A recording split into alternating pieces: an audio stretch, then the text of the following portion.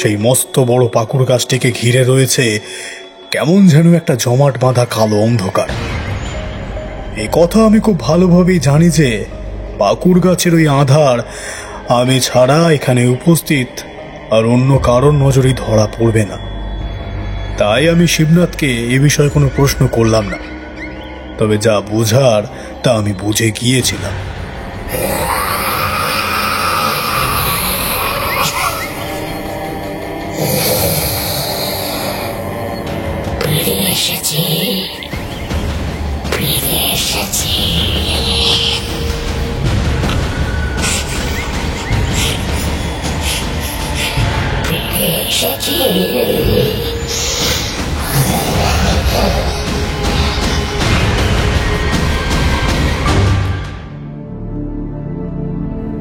নমস্কার, আমি তন্ময়।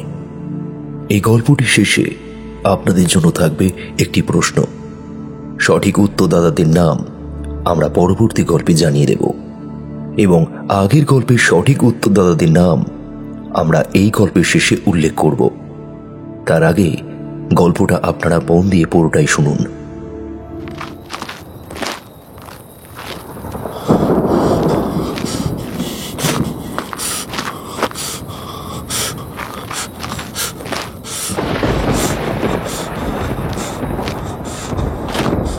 অন্ধকারের বুক চিরে হেঁটে যাচ্ছে একটি লোক। আকাশে মেঘ ঘন ঘন ডাকছে। সেই সময় ঝোড়ো হাওয়া বয়ে চলেছে শনশন করে। এত রাতে গ্রামের এই পাশে কেউ কখনো আসে না। তাহলে এই লোকটা কি? এত রাতে সে কোথায় যাচ্ছে?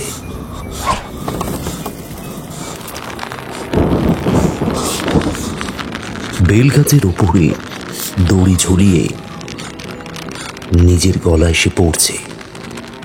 তারপর ঘন ঘন নিঃশ্বাস ফেলে উচ্চ কণ্ঠে বলল, ছাড়বো না, কাউকে ছাড়বো না। আমি এখানেই থেকে যাব। এই গ্রামে অষ্টাদশী কোনো মেয়েকে আমি জীবিত রাখবো না।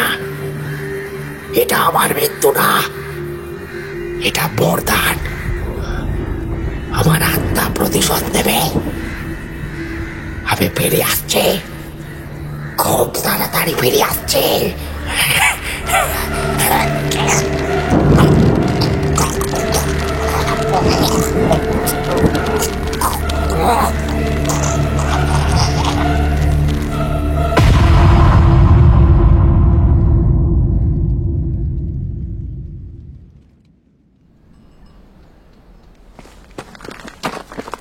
ও হারুদা, হারুদা ভেতরে আছো নাকি?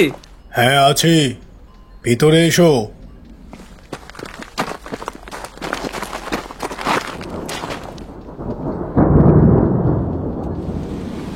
আমি আর দীপক দুজনে ঘরের ভিতরে প্রবেশ করলাম। তখন হারানাথ তান্ত্রিক আমাদেরকে দেখে বললেন, আরে দুলাল আর দীপক যে, এসো এসো, ঘরের ভিতর ঢুকে এসো।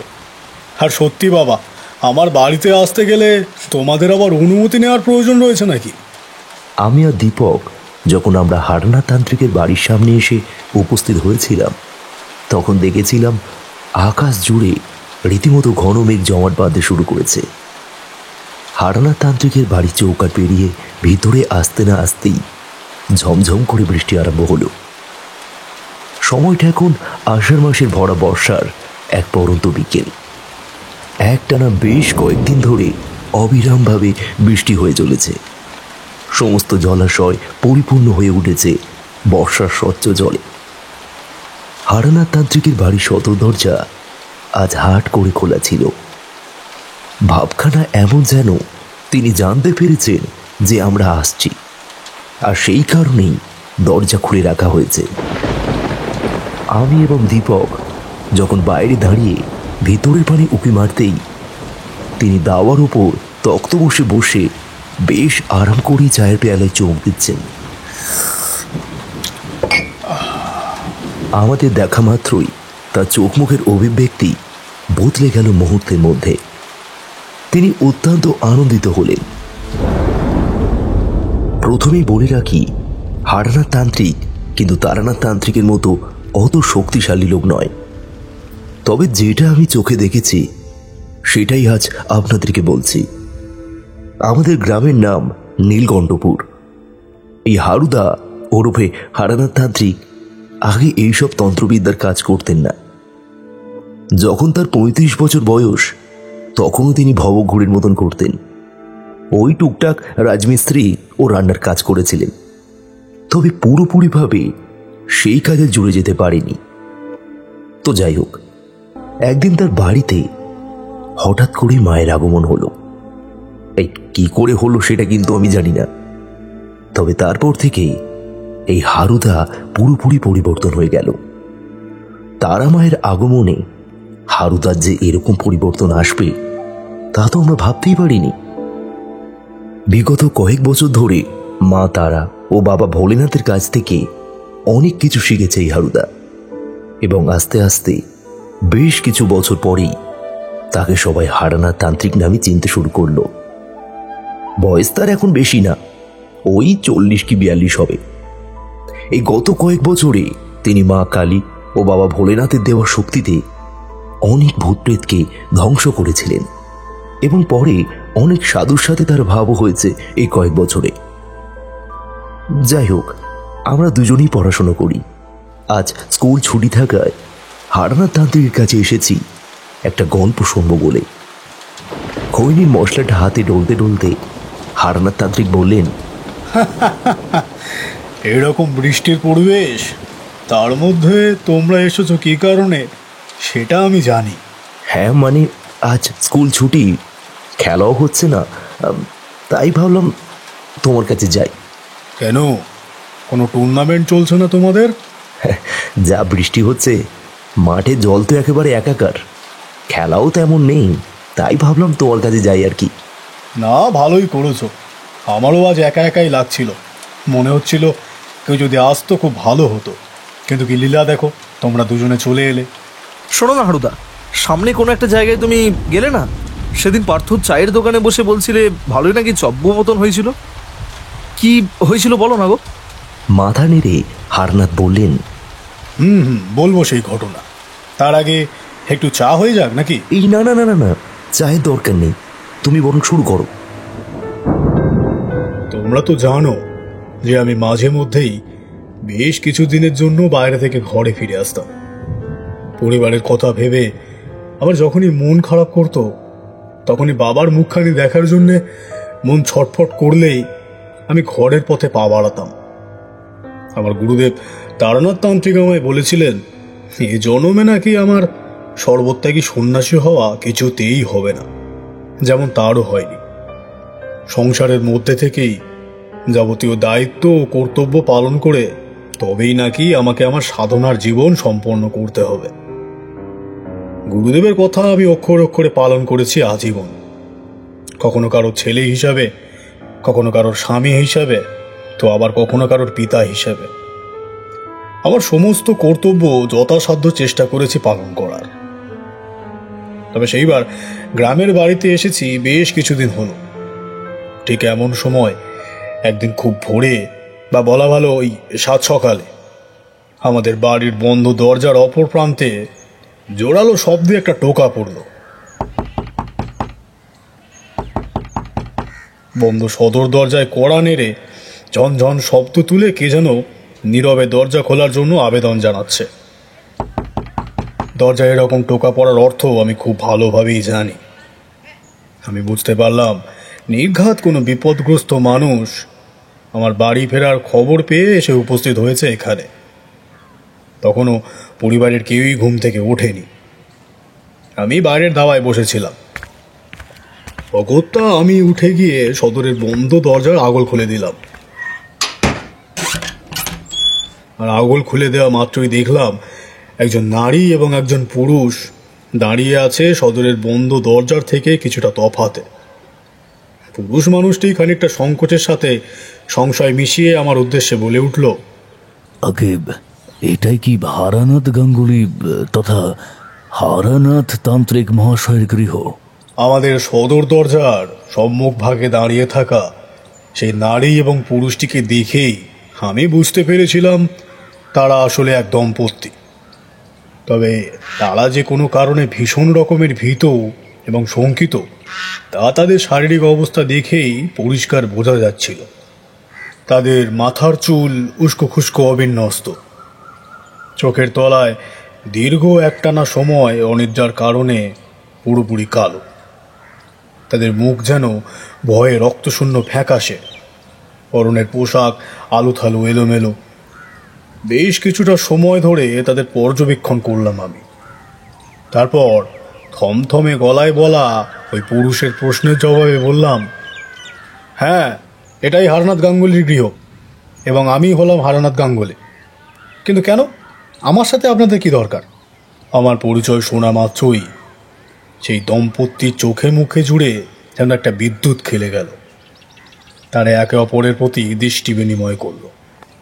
আমি পরিষ্কার দেখলাম তাদের মুখমণ্ডল থেকে বেশ কিছুটা ভয়ের ভাব নিমেষের মধ্যে কেটে গিয়ে সেখানে প্রস্ফুটিত হলো এক আশার আলো। একমাত্র কোনো বিপদগ্রস্ত মানুষই বলতে পারে সাংঘাতিক ভয়ানক কোনো বিপদের মুখোমুখি হলে তারা ঠিক কী মানসিক অবস্থার মধ্যে দিয়ে যায়। সেই পুরুষ আমার দিকে এগিয়ে এসে হঠাৎ করে আমার দুই পা জড়িয়ে ধরে কাতর কণ্ঠে বলল, কি করছেন, কি করছেন? উঠুন উঠুন উঠুন। আপনি দয়া করে আমাদের কন্যাকে এই সাংঘাতিক বিপদের হাত থেকে বাঁচান। আমরা বহু সন্ধানের পর আপনার কথা জানতে পেরেছি। আপনার ঠিকানা জেনে বহু দূর থেকে ছুটে এসেছি। আমাদের একমাত্র মেয়ের প্রাণ প্রায় বিপন্ন হতে চলেছে চক্রবর্তী মশাই। আপনি দয়া করে কিছু একটা করুন, তা না হলে যে সর্বনাশ হয়ে যাবে। এরপরেই দেখলাম চিন্তিত মুখে খানিক তফাতে দাঁড়িয়ে থাকা সেই রমণী একইভাবে দৌড়ে এসে আমার পদতলে লুটিয়ে পড়ে প্রবল কান্নায় ভেঙে পড়ল। তারও বক্তব্য সেই একই। আরে কি করছেন? আরে ঠাকুর মশাই, আপনি দয়া করুন আমাদের উপর। আমাদের কেবলমাত্র একটি মেয়ে, ওর যদি ভালো মন্দ কিছু একটা অঘটন ঘটে যায় তাহলে আমরা কি নিয়ে বাঁচবো? বেঁচে থাকার রসদটাই যে সম্পূর্ণরূপে হারিয়ে ফেলবো। আমি অত্যন্ত দ্রুততার সাথে সেই দম্পতি যুগলের উদ্দেশ্যে বললাম, আরে তোমরা কি করছো? আমার পা ছাড়ো, তাড়াতাড়ি আমার পা ছাড়ো। এভাবে পায়ের তলায় বসে কান্নাকাটি করলে আমি কিন্তু কোনোভাবেই তোমাদের সাহায্য করব না। তোমরা শীঘ্রই উঠে দাঁড়াও। আমার কথায় এবার কাজ হলো। তারা দুজন এবার তৎক্ষণাৎ উঠে দাঁড়ালো আমার পায়ের তলা ছেড়ে। আমি তাদের দিকে তাকিয়ে শান্ত গলায় বললাম, দেখো, যে কোনো বিপদগ্রস্ত মানুষের বিপদের কথা শুনে তাদের সাহায্য করাটাই হলো আমার কাজ। আমি তোমাদের অতি অবশ্যই সাহায্য করব, তোমরা সম্পূর্ণ নিশ্চিন্তে থাকতে পারো। তবে তোমাদের দেখে বড় উদ্বিগ্ন উত্তেজিত বলে মনে হচ্ছে।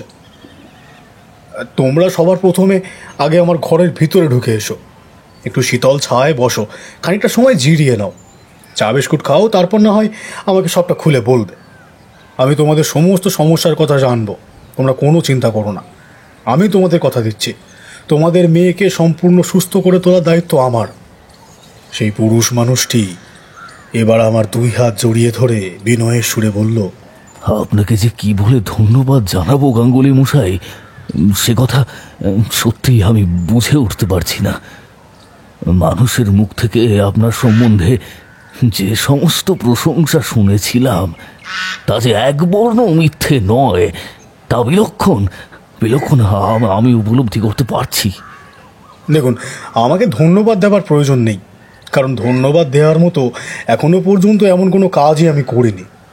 পরবর্তীকালে যদি সত্যি ধন্যবাদ কাউকে দিতে হয় তাহলে আপনারা বরং তা পরমেশ্বরকেই দেবেন। আগে আসুন, ভেতরে ঢুকে আসুন।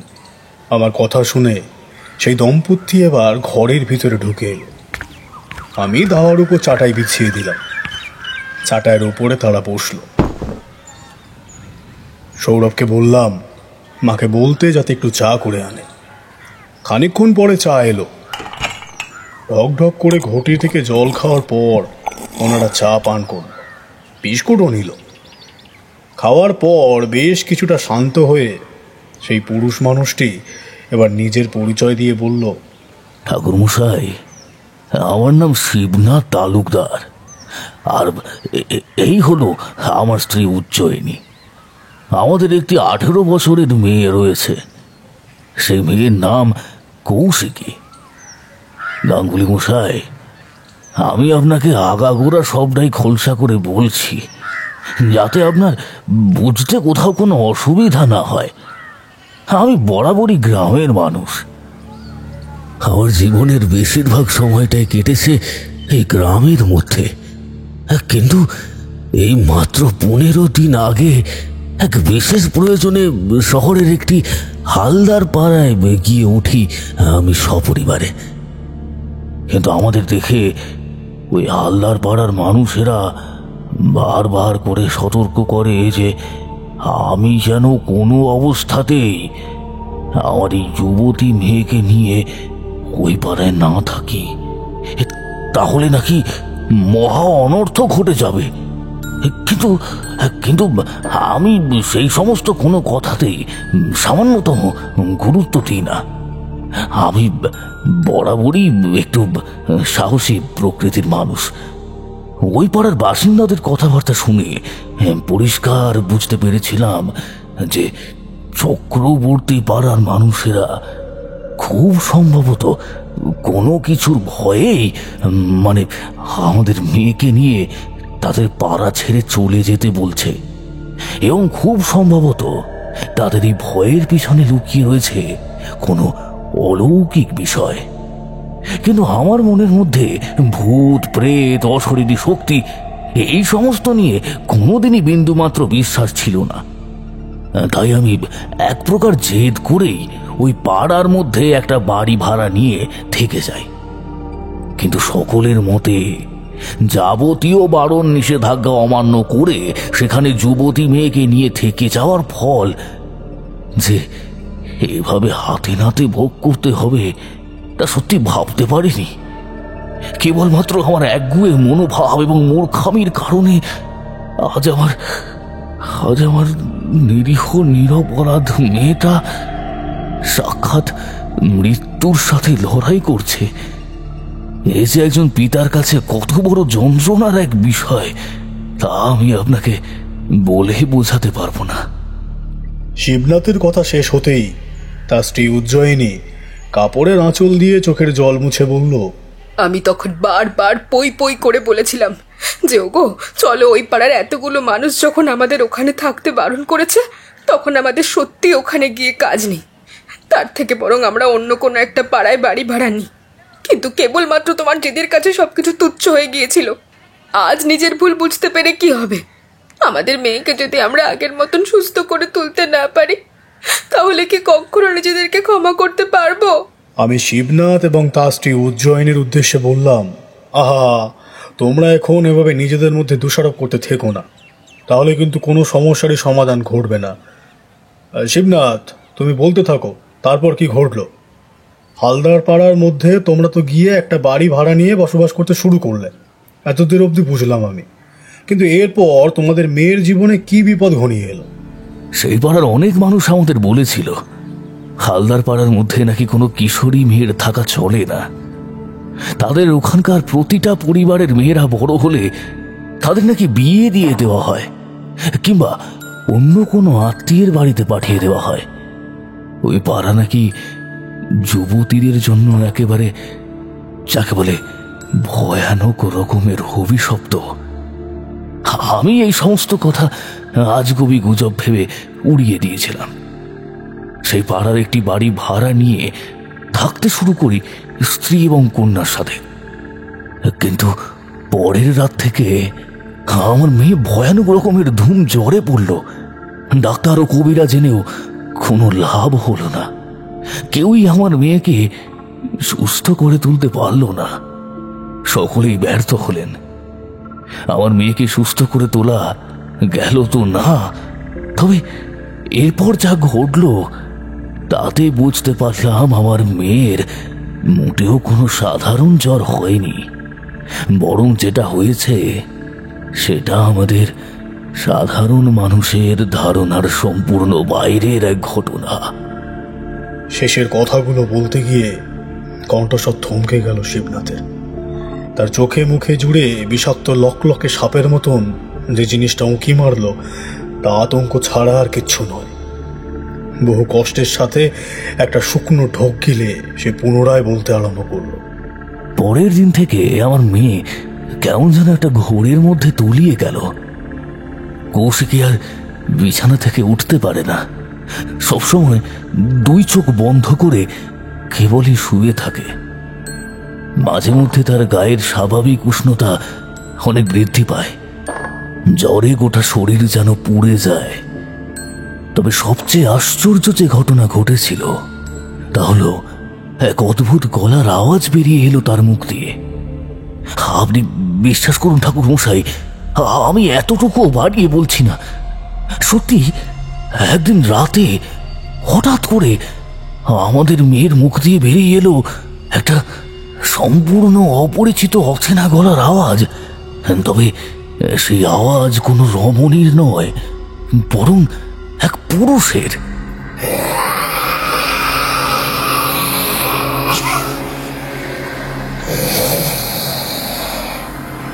ফিরে এসেছি, ফিরে এসেছি।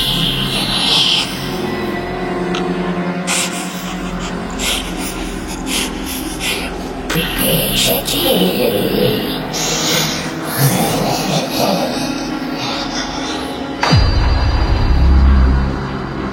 সে বিভৎস রকমের চিৎকার করলো। তার সেই চিৎকার শুনে আমি এবং আমার স্ত্রীর ভয়ে হাত পা যেন জড়ো সড়ো হয়ে গেল। জীবনে প্রথমবার বোধহয় এতটা ভয় পেয়েছিলাম। নিজের চোখে যা দেখছিলাম তা যেন বিশ্বাস হওয়ার নয়। বিভীষিকাময় সেই রাতের অভিজ্ঞতা আমরা দুজনে কখনো হয়তো ভুলবো না।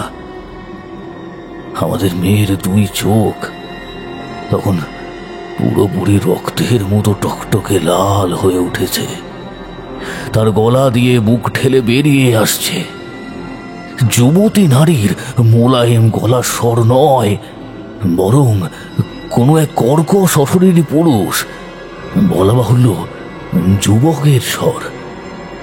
আমরা মারাত্মক ভয়ে ঘরের এক কোণে প্রায় সেঁধিয়ে গিয়েছিলাম।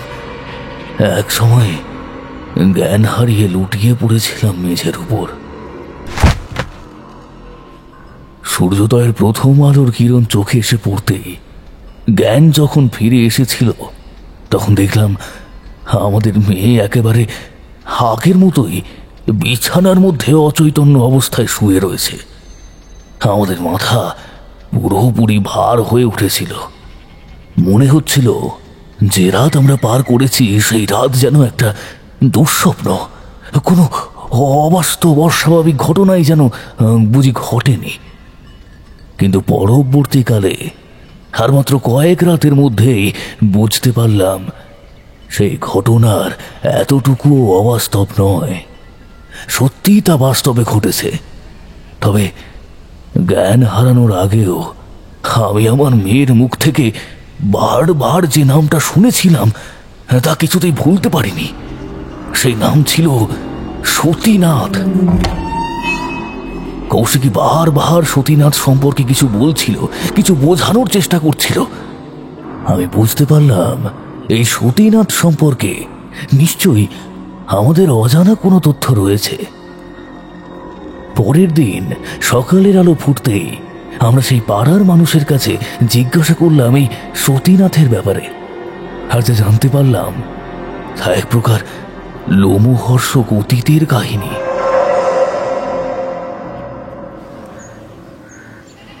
শিবনাথ আর বলতে পারল না, তার গলা যেন ধরে এলো।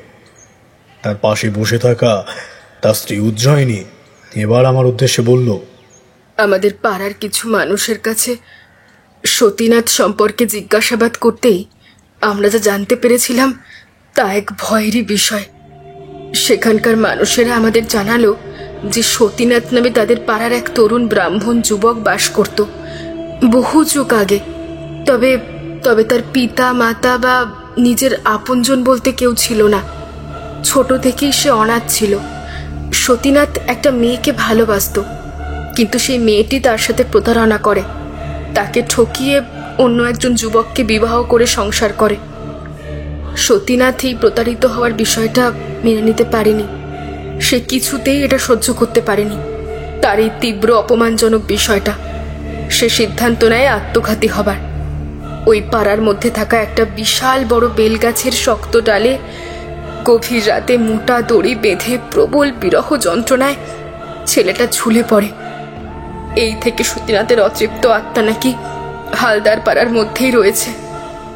বছরের পর বছর, যুগের পর যুগ, কালের পর কাল কেটে গেল, সেই আত্মার মুক্তি ঘটেনি। কেবলমাত্র একটি যুবতীর কারণে সকল যুবতীরাই তার কাছে অত্যন্ত খারাপ এবং ঘৃণার স্থান অর্জন করে। ওই পাড়ার যত অষ্টাদশী বালিকা ছিল তারা রাতারাতি শেষ হয়ে যায়। সকলেরই ভীষণ পরিবর্তন ঘটে। প্রতিটা অষ্টাদশী মেয়ে এক সাংঘাতিক ঘোরের মধ্যে তলিয়ে যায়। নাওয়া খাওয়া, এমনকি তাদের শরীরে হাঁটাচলা করার শক্তিটুকু অবধি থাকে না। এইভাবে প্রতিদিন একটু একটু করে দুর্বল হতে হতে একসময় শেষ নিঃশ্বাস ত্যাগ করে।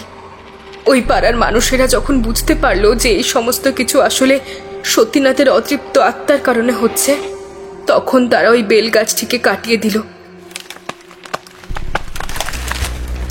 কিন্তু গাছটা কেটে ফেলার পরেও এই সমস্যার কোনো সমাধান হলো না। হালদার পাড়ার মানুষেরা এক সাংঘাতিক প্রেতের হাত থেকে নিজেদের পরিবারের যুবতী মেয়েদের প্রাণ বাঁচানোর তাগিদে তারা তাদের আত্মীয় স্বজনের বাড়িতে পাঠিয়ে দেয়। বহু বছর ধরে এই নিয়মই চলে আসছে। সেই পাড়ার মধ্যে কোনো যুবতী নারী থাকে না। যদি থাকে তাহলে সেই অতৃপ্ত প্রেতাত্মার কুনজরে পড়ে এবং মেয়েটির প্রাণ বিপন্ন হয়।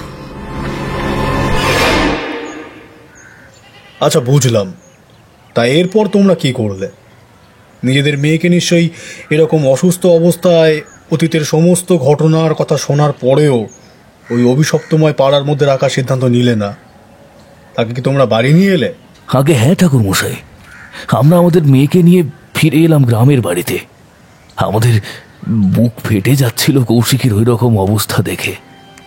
গ্রাম থেকে তাকে যখন শহরে নিয়ে গিয়েছিলাম তখন আমাদের মেয়ে কত হাসি খুশি প্রাণবন্ত এক যুবতী ছিল, অথচ তাকে যখন বাড়ি নিয়ে এলাম তখন তার অবস্থা চোখে দেখার মতো নয়। কৌশিকীকে গ্রামের বাড়িতে নিয়ে এসেছি আজ প্রায় 3 দিন হলো। এই 3 দিনের মধ্যে তার অবস্থার এতটুকু উন্নতি ঘটেনি, বরং আরো অবনতি হয়েছে। আমরা ভেবেছিলাম ওই পাড়ার মধ্যে থেকে বের করলে আমাদের মেয়েকে হয়তো সতীনাথের প্রেতাত্মার হাত থেকে রেহাই দিলেও দিতে পারবো, কিন্তু আমাদের এই ধারণা যে কতখানি ভুল ছিল তা আমরা এখন বুঝতে পারছি। বাড়িতে নিয়ে আসার পরেও প্রতিদিন সন্ধ্যার অন্ধকার নামার পর মেয়েটার সমস্ত শরীর গরম হয়ে ওঠে। কেমন যেন বিছানার মধ্যে ঘুমন্ত অবস্থায় ছটফট করতে থাকে সে। চরম অস্বস্তি বুকে নিয়ে বিছানার চাদর হাতের মুঠোয় খামচে ধরে, নিজের ঠোঁটে নিজে কামড় বসিয়ে রক্ত বের করে ফেলে। এভাবেই বেশ অনেকটা সময় ছটফট করতে করতে এক সময় সে আধশোয়া অবস্থায় উঠে বসে বিছানার উপর। কৌশিকের বন্ধ 2 চোখের পাতা ততক্ষণে খুলে যায়। ওই রকম চোখ যে কোনো মানুষের হতে পারে তা সত্যি আমাদের জানা ছিল না। আমাদের মনে হয় ওই চোখ যেন কৌশিকের নয়, বরং সতীনাথের। সে যেন কৌশিকের মাধ্যমে নিজে তাকিয়ে দেখে এবং উপভোগ করে আমাদের ওই ভয়ার্ত অবস্থা। বিকটভাবে অট্টহাসি করে খলখল করে হেসে ওঠে।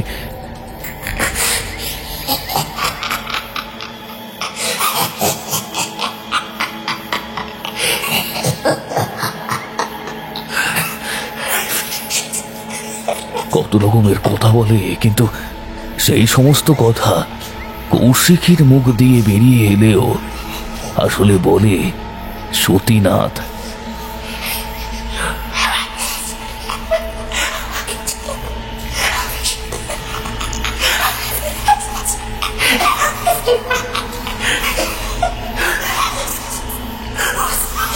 তারপর আবার এক সময় সে শুয়ে পড়ে পুনরায় ঘুমিয়ে যায়।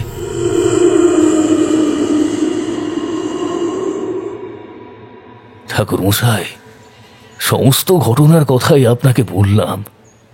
মানুষের মুখ থেকে আপনার অনেক অনেক প্রশংসা সুখ্যাতি শুনে আজ ছুটে এসেছি আপনার কাছে। দয়া করে আপনি কিছু একটা করুন, যাতে আমরা আমাদের মেয়েকে এই যাত্রায় বাঁচাতে পারি। বর্তমানে আপনি কেবলমাত্র আমাদের অন্তিম ভরসা। দেখো, তোমাদের কথা শুনে আমি যেটুকু যা বুঝতে পারলাম তাতে তোমাদের মেয়ে কৌশিকী বর্তমানে এক ব্রহ্মদৈত্যের কুনজরে পড়েছে।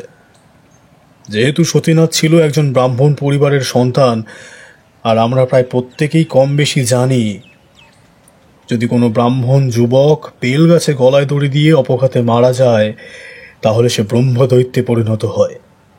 বিষয়টা বড়ই জটিল বলে ধারণা হচ্ছে, তবে তোমরা কোনো চিন্তা করো না।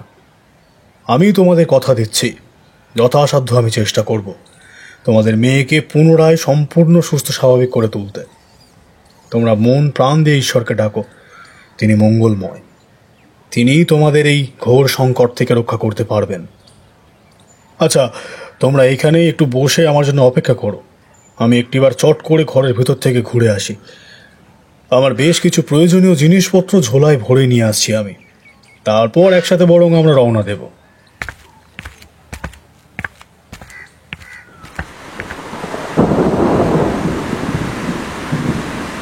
এতক্ষণ পর্যন্ত একটানা গল্প বলার পর হারুদা এবার একটু থামলেন। আমরা দেখলাম তার দুই চোখ জুড়ে ছড়িয়ে পড়েছে এক অদ্ভুত চাঞ্চল্য ভাব। তার দেহ জুড়ে কেমন যেন অস্থিরতা বিদ্যমান। আমি বা দীপক, আমরা দুজনেই হারুদার এই রূপের লক্ষণ খুব ভালোভাবেই জানি। আমরা বুঝতে পারলাম তার এবার একটু বিরতির সময় হয়ে এসেছে। খৈনি বার করে হারুদা হাতে মশলাটা ঘষতে লাগলেন। তখন বাইরে দারুণ বৃষ্টি হচ্ছে। গত 4 দিন ধরে ক্রমাগত হয়ে চলেছে এই বৃষ্টি। সমস্ত মাঠ, খাল, বিল সব যেন জলে ভরে গেছে। হারুদাকে দেখলাম এবার কেমন যেন ছটফট করছে। তখন আমি বেশ বুঝতে পারলাম সে এবার কি চাইছে। হারুদা আমাদের বললেন, তোমরা একটু বসো হে, আমি একবার চট করে ঘরের ভিতর থেকে গাঁজা আর কলকাটা নিয়ে আসি। এরকম বৃষ্টির দিনে একটু গাঁজা না খেলে হয় না। ভোলেনাথের জন্য গাঁজা সাজিয়েছিলাম, সেটাই গিয়ে নিয়ে আসি। এই কথা বলে হারুদা তক্তপোষ ছেড়ে নেমে সোজা কক্ষের দিকে পা বাড়ালেন। হারুদা চলে যাওয়া মাত্রই আমি এবং দীপক দুজনেই একটা করে সিগারেট ধরালাম।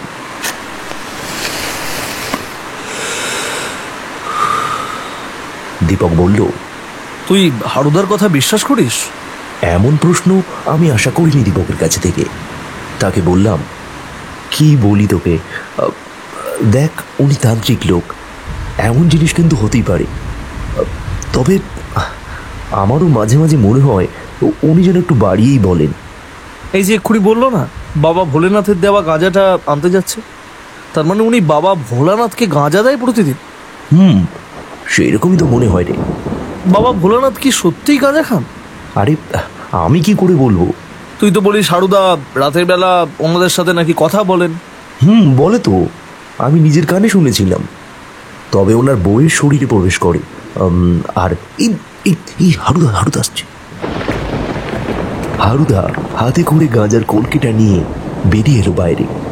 তারপর তক্তপোষের ওপরে আমাদের ঠিক মুখোমুখি বসে গাঁজার মশলাটা চিলিমের মধ্যে পুড়ে আগুন লাগিয়ে একটা লম্বা টান দিয়ে ধোঁয়া ছাড়ল।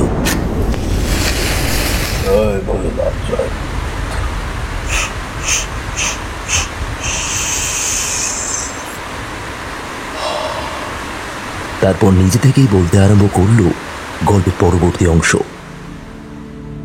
শিবনাথ এবং উজ্জয়িনীর সাথে আমি যখন তাদের গ্রামের বাড়ির সম্মুখভাবে এসে উপস্থিত হলাম, তখন প্রায় দুপুর গড়িয়ে বিকেল হতে চলেছে। পড়ন্ত বেলায় রক্তিম আলো খেলা করছে দিক বেদিক জুড়ে।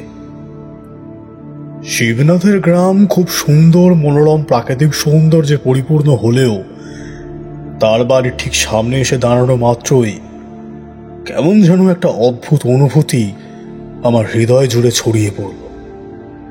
আমি তোমাদের ভাষায় বলে বোঝাতে পারবো না দীপক, সেই অনুভূতি আসলে ঠিক কিরকম ছিল।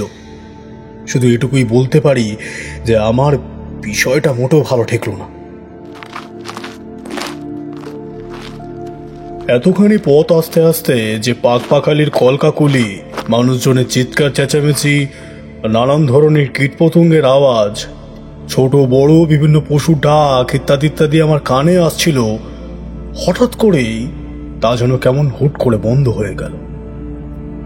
এক নিমেষে চারিদিক হয়ে উঠল সম্পূর্ণ শুনশান নিস্তব্ধ। আমি দুই চোখের দৃষ্টি সংকুচিত করে বিচক্ষণতার সাথে পর্যবেক্ষণ করলাম। সকল কিছু দেখে বুঝতে পারলাম জায়গাটা জুড়ে সত্যি এক ভয়ানক রকমের অশুভ শক্তির প্রভাব ছড়িয়ে পড়েছে। শিবনাথ আমার উদ্দেশ্যে বলল, ঠাকুর মশাই, ওই যে ওই হলো আমার বাড়ি। আসুন আসুন, আপনি আসুন আমার সাথে। সন্ধ্যার অন্ধকার নামতে আর একেবারেই বেশি দেরি নেই। এই চলুন, আমরা এবার বরং ঘরের ভিতরে যাই। শিবনাথের কথা শুনে আমি পা বাড়ালাম সামনের দিকে, কিন্তু সেই বসত বাড়ির চৌহদ্দির মধ্যে পা রাখার সাথে সাথেই আমার সমগ্র শরীর জুড়ে যেন এক বিদ্যুৎ প্রবাহ খেলে গেল। তৎক্ষণাৎ আমি পা সরিয়ে নিয়ে পেছিয়ে আসতে বাধ্য হলাম। বুঝতে পারলাম শিবনাথের বাড়ির সমগ্র জায়গাটা ওই ভয়ানক শক্তির অধীনে থাকার কারণে আমি এভাবে প্রবেশ করতে পারছি না। মনে মনে আমি আমার গুরুদেব তারানাথ তান্ত্রিক এবং মা কালীর উদ্দেশ্যে প্রণাম জানিয়ে অত্যন্ত শক্তিশালী মন্ত্র দ্বারা ভালোভাবে নিজের গাত্রবন্ধন করে পা রাখলাম।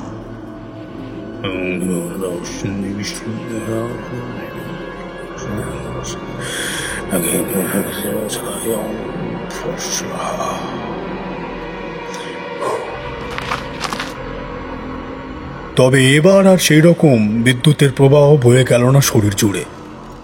ধীর পায়ে অত্যন্ত মন্থর গতিতে চারপাশের প্রতি ভালোভাবে নজর রেখে আমি এগিয়ে যেতে লাগলাম। তবে একটি বিশাল বড় ঝাঁকড়া মতো পাকুড় গাছের দিকে চোখ যেতেই আমার দৃষ্টি আটকে গেল। লম্বা লম্বা ঘ্রাণ নিয়ে বুঝতে পারলাম বাতাসের মধ্যে মিশে আছে খুব সূক্ষ্ম আঁশটে জাতীয় একটা কটু গন্ধ। সেই মস্ত বড় পাকুড় গাছটিকে ঘিরে রয়েছে কেমন যেন একটা জমাট বাঁধা কালো অন্ধকার। এই কথা আমি খুব ভালোভাবেই জানি যে পাকুড় গাছের ওই আধার আমি ছাড়া এখানে উপস্থিত আর অন্য কারোর নজরেই ধরা পড়বে না। তাই আমি শিবনাথকে এ বিষয়ে কোনো প্রশ্ন করলাম না। তবে যা বোঝার তা আমি বুঝে গিয়েছিলাম। আমি পরিষ্কার বুঝতে পেরেছিলাম যে ওই পাকুড় গাছটির মধ্যেই আশ্রয় নিয়েছে সতীনাথের প্রেতাত্মা। ঘরের একেবারে চৌকাঠের গোড়ায় এসে আমি থমকে দাঁড়ালাম। শিবনাথ পিছনে ফিরে তাকিয়ে আমার উদ্দেশ্যে চিন্তিত গলায় বলল, কি হলো চক্রবর্তী মশাই, উঠে আসুন ওপরে। না হে শিবনাথ, আমি এখন ওপরে উঠব না। উজ্জয়িনী, তুমি এক ঘটি পরিষ্কার জল এনে আমাকে দাও। আমি ভালো করে একবার গোটা জায়গাটাকে শুদ্ধকরণ করি। ঠিক আছে ঠাকুর মশাই, আপনি একটুখানি দাঁড়ান, আপনাকে এক্ষুনি আমি এক ঘটি জল এনে দিচ্ছি। আমার কথা শুনে উজ্জয়িনী স্বল্প কিছুটা সময়ের মধ্যেই ঘরের ভেতর থেকে এক ঘটি পরিষ্কার জল এনে আমার হাতে দিল। আমি সেই ঘটি ডান হাতে নিয়ে বিড়বিড় করে তাতে মন্ত্র বলে ফোঁ দিলাম।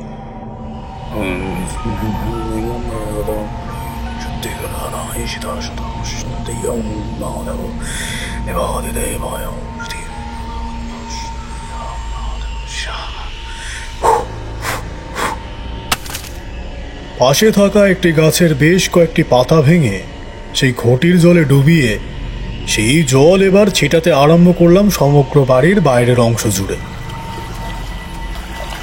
ইতিমধ্যেই সন্ধ্যার ধূসর কালো অন্ধকার নামতে শুরু করেছে চারপাশ জুড়ে। আমি উপলব্ধি করতে পারছিলাম পরিবেশ জুড়ে খুব সূক্ষ্মভাবে ছড়িয়ে পড়েছে এক অদ্ভুত রকমের শীতলতা। অথচ এখন মোটেও হিম পড়বার সময় নয়। এই সমস্ত লক্ষণ আসলে ইঙ্গিত দিচ্ছিল শিবনাথের বসত বাড়ির বাইরে থাকা পাকুড় গাছের মধ্যে অবস্থানকারী সতীনাথের অতৃপ্ত আত্মার।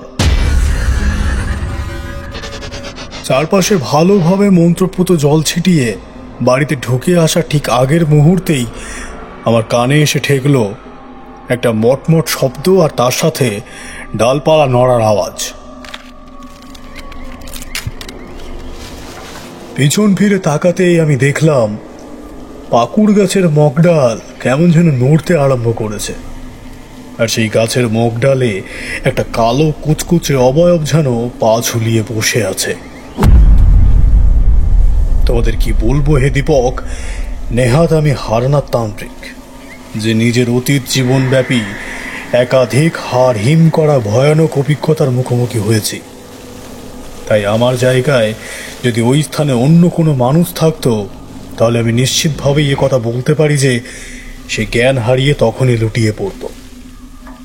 আমি পরিষ্কার দেখলাম পাকুড় গাছের মগডালে কালো কুচকুচে এক বিদেহী ছায়ামূর্তি বসে রয়েছে, তবে তার পা দুখানি অস্বাভাবিক রকমের লম্বা। অত উঁচু গাছের ডালে বসে থাকা অবস্থায়ও তার পা নেমে এসেছে একেবারে মাটির কাছাকাছি। তার দুই চোখের মধ্যে যেন জ্বলছে দুটো গনগনে জ্বলন্ত কাঠ কয়লার টুকরো। কালো অক্ষি কোটরের ভিতর থেকে বেরিয়ে আসছে হলদেটে উজ্জ্বল আলোর আভা। কালো দেহের মধ্যে চকচক করছে সাদা উপবীত। তার হাতে এবং পায়ের আঙুলের মধ্যে বিদ্যমান রয়েছে একাধিক লম্বা কুচকুচে কালো বাঁকা বাঁকা নখ। সেই নখ দেখলে যে কোনো মানুষের আত্মারাম খাঁচা ছাড়া হওয়ার উপক্রম হয়। সত্যি তোমাদের মেয়ের শারীরিক অবস্থা দেখে বেশ বুঝতে পারছি বিষয়টা খুবই গুরুতর। যাক, তবে চিন্তা করো না, আমি যখন একবার এসে পড়েছি তখন আর নতুন করে কোনো বিপদ ঘটতে আমি দেব না। শিবনাথের সাথে আমি এবার ঢুকে এলাম সেই ঘরের মধ্যে, যেই ঘরে রাখা হয়েছিল তাদের কন্যাকে। দেখলাম বিছানার মধ্যে অত বড় একটা যুবতী মেয়ে কেমন যেন কঙ্কালের মতো মিশে আছে। আমি আমার ঝোলার ভেতর থেকে বের করে আনলাম মা তারার আশীর্বাদ স্বরূপ একখানি রক্তজবার ফুল। সে ফুল আমি কৌশিকের মাথায় বুলিয়ে দিতেই দেখলাম কৌশিকীর সর্ব অঙ্গ জুড়ে এক অদ্ভুত উজ্জ্বল আলোর জ্যোতি ছড়িয়ে পড়ল। রাতে যৎসামান্য কিছু খাওয়া দাওয়া করে আমরা তিনজনেই রইলাম সেই ঘরের মধ্যে। অধীর আগ্রহের সাথে অপেক্ষা করছিলাম নিজের চোখে গোটা বিষয়টা প্রত্যক্ষ করার জন্য।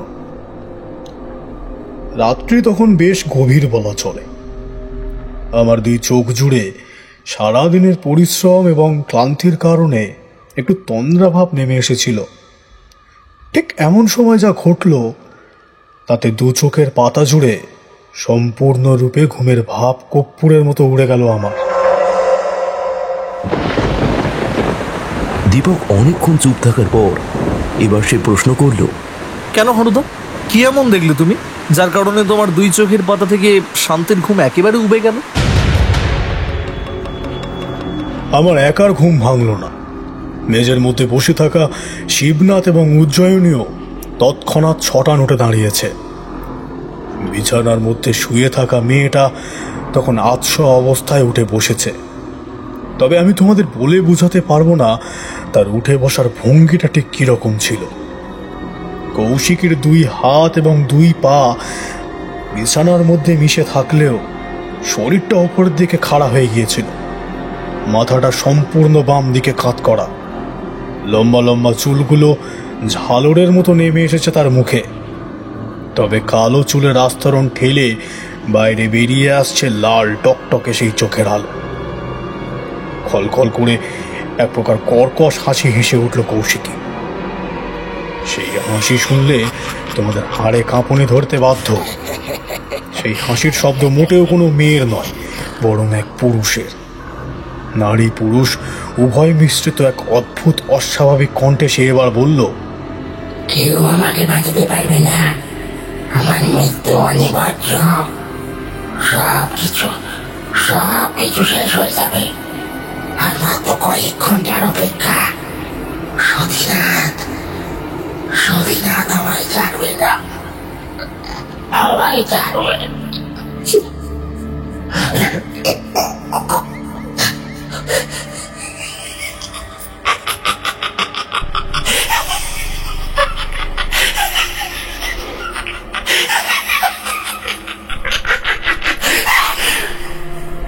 রাক্ষসের হাত থেকে রক্ষা পাওয়ার কোনো উপায় নেই।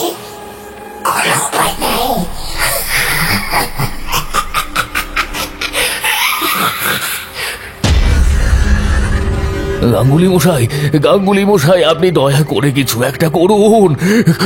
গাঙ্গুলি মশাই, আমার মেয়েটা আজ কেন এত বেশি ছটফট করছে ঠাকুর মশাই?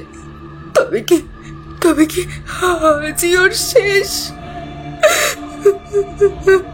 উজ্জয়িনী, তুমি এমন অমঙ্গলের কথা মুখে এনো না। বিপদকালে মাথা ঠান্ডা রাখতে হয়। হঠকারিতার বশে কোনো সিদ্ধান্ত নিলে চলবে না। ভয় পেও না, ঘাবড়ে যেও না। তোমরা ঈশ্বরকে ডাকো, আমি দেখছি কি করা যায়। আমি এবার তাড়াতাড়ি আমার গলার রুদ্রাক্ষের মালাখানি খুলতে খুলতে এক প্রকার দৌড়ে গেলাম বিছানার দিকে।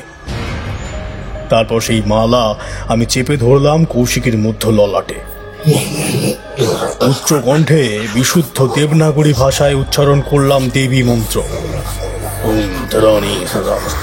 দেবী কামাখ্যে চামুণ্ডী তিরোদশন্তি পশাশন্তি ওং নমঃ শিরে বিনাশন্তি ওং মনবজাশিরছলে ওং মাতা সুহায়।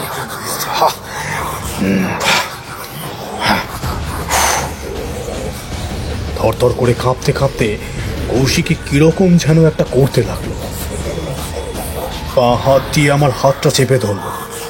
তার হাতের নখ লেগে আমার হাত থেকে বেরিয়ে এলো রক্ত।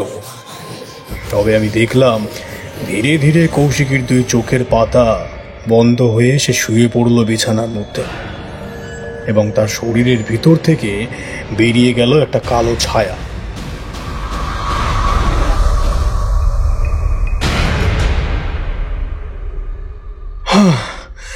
আপাতত আমি কৌশিকীকে শান্ত করেছি, তবে আমাদের হাতে কিন্তু আর একেবারেই বেশি সময় নেই শিবনাথ। চরম সর্বনাশ কিছু ঘটে যাওয়ার আগেই আমাদের এই সমস্যার একটা সুরাহা করতে হবে। আমি আজ রাতেই তোমাকে বেশ কিছু জিনিস আনার জন্য লিখে দিচ্ছি। তুমি সেই সমস্ত কিছু আনানোর ব্যবস্থা করো। কাল আমি এক বিশেষ যজ্ঞে বসবো, আর একটি কাজ তোমাকে করতে হবে। কাল খুব ভোরে তুমি একবার ওই গ্রামে হালদার পাড়ায় গিয়ে সতীনাথের পিতৃ পরিচয়, তার পিতার নাম, তার ঠাকুরদাদার নাম, তাদের বংশ, তাদের গোত্র, এই সমস্ত কিছু একটু জেনে এসো। সতীনাথের অতৃপ্ত আত্মার শান্তি কামনার উদ্দেশ্যে একটি পারলৌকিক কাজ করতে হবে। আশা করছি শ্রাদ্ধ শান্তির কাজ সুষ্ঠুভাবে সম্পূর্ণ হলেই সে মুক্তি লাভ করবে চিরতরের জন্য।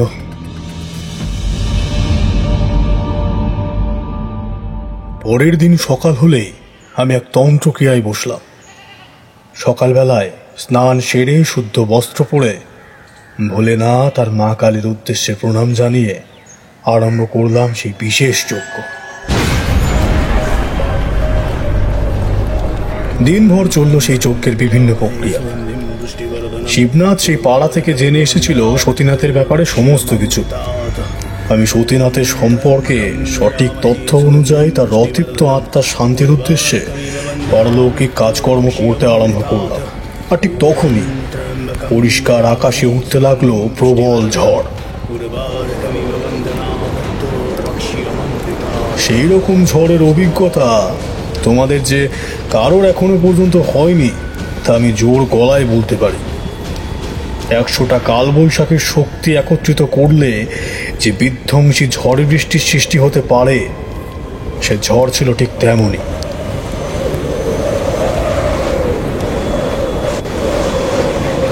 চারপাশ একেবারে লন্ডভন্ড হয়ে যেতে লাগলো।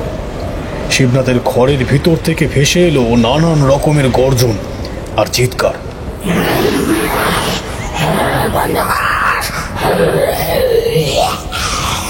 বন্ধ করে দে।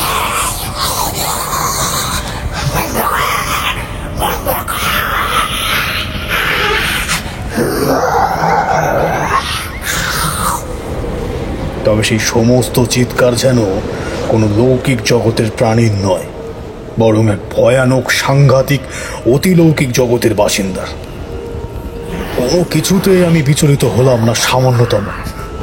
আমি আমার নিজের কাজ করতে লাগলাম মনোযোগ সহকারে। যজ্ঞের আগুনে শেষ আহুতির সাথে সাথেই ঘরের ভিতর থেকে একটা তীব্র চিৎকার বেরিয়ে এলো। তার মানে আবার সে ফিরে এসেছে এবং কৌশিকী শরীরে প্রবেশ করেছে, কারণ তার কণ্ঠস্বর আমি শুনতে পেলাম। ছেড়ে দিয়েছি, তোর কাছে আমাকে হাঁটতে হলো হরনাথ।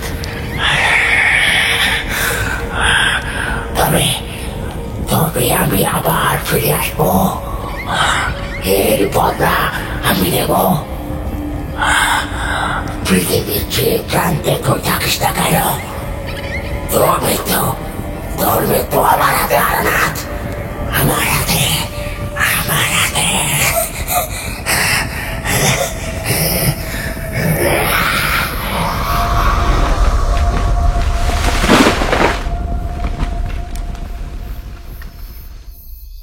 কথাটা বলেই দেখলাম ঘরের মধ্যে থেকে নিকষ কালো ধোঁয়ার মতো কি যেন একটা বেরিয়ে বেশ কয়েকবার পাক খেয়ে সেই পাকুড় গাছটিকে সম্পূর্ণভাবে উপড়ে ফেলে দিয়ে মিলিয়ে গেল।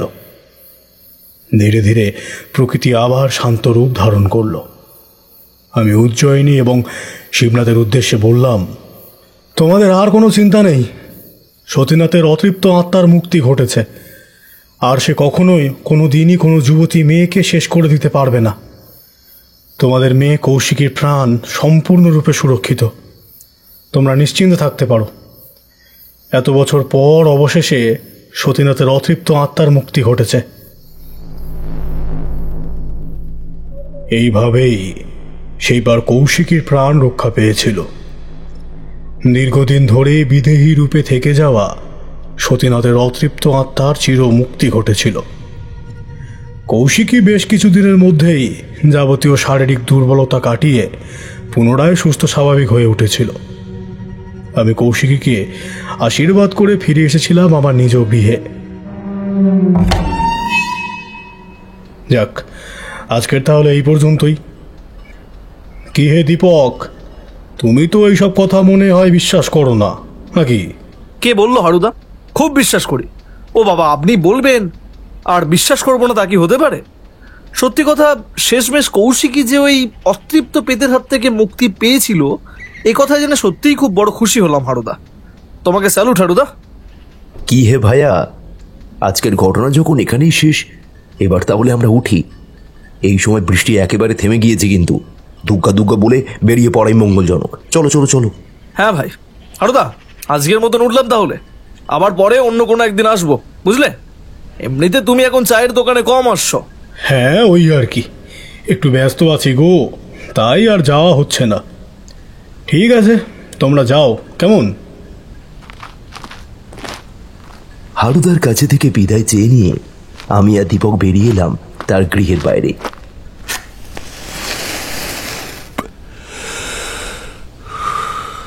তিন মাথা মোড়ের রাস্তায় দুই বন্ধু মিলে দুখানি সিগারেট ধরিয়ে তাতে সুখ টান দিতে দিতে আমরা হাঁটতে আরম্ভ করলাম আমাদের নিজ গন্তব্যের উদ্দেশ্যে।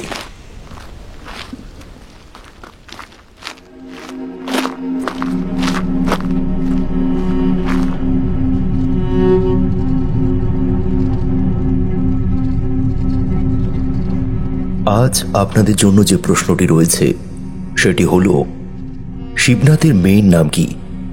সঠিক উত্তরদাতাদের নাম আমরা পরবর্তী গল্পে উল্লেখ করব। তবে যারা উত্তর দেবেন তারা কোথায় থেকে আমাদের গল্প শুনছেন এবং আপনাদের নাম সেটা কমেন্টে নিশ্চয়ই জানাবেন।